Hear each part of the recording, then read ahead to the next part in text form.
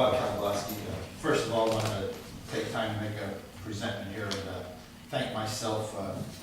Bob, I would like to thank you for the, believe it or not, as a private citizen since October, I believe you're up to either 8 or 9 felony arrests, misdemeanor arrests.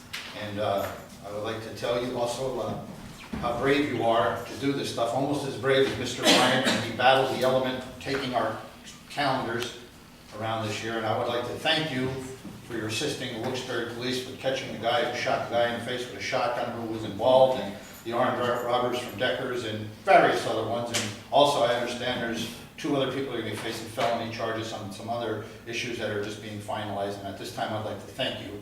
And thanks, Bob, for all you did. I'll just basically say 2 things. One, I'd like to ask council to use your powers and drag Jerry DeSoy over here. And I would like you to investigate how my tax money allowed, and everybody in this room who's taxpayers, allowed Jerry DeSoy to have his drunken, liquor-induced party at St. Patrick's Day at the Wilkes Barre Police Station. I didn't give him permission to use the building. And I want you, I know one thing, Mr. Barrett, the one thing I can say about you, and you, Mr. George, you would have not allowed alcohol to be put in the police station after what just went on with this whole mess.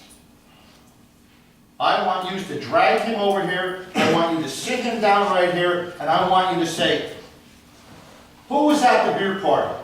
Who bought the liquor? Who bought the beer? What else did you do? I want that investigated.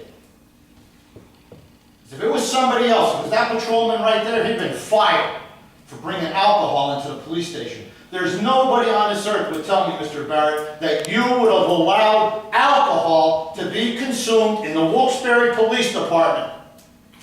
Or you, Mr. George. There is nobody who would tell me that you would allow that. And that rat over there, that's what I'm going to call him, because he's helped destroy that police department with the stuff that's going on and the stuff that's going to be coming to a conclusion. And you heard Mr. Sorek, and I was there too, listening. His exact words were when he was questioned about Leo Galazic, I told him to knock that shit off. He knew. He knew. It was put in writing to the rat chief of police of what was going on, and nothing was done. Nothing. You see how they handled me? No trial, no hearing, nothing. Fired, but nothing. And remember what the federal judge said. Outrageous. And when you do something about this new towing contract, I had the same contract they had. I could have charged them rates.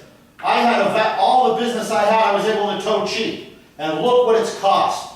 The police department for going to be ever tarnished with the corruption, with the free cars, and the other things that are going to come out. Over what? So that pig who's not here right now, the mayor, stuffed his pockets with the campaign contributions. What should be done with the thing is who could give the best service for the lowest rate.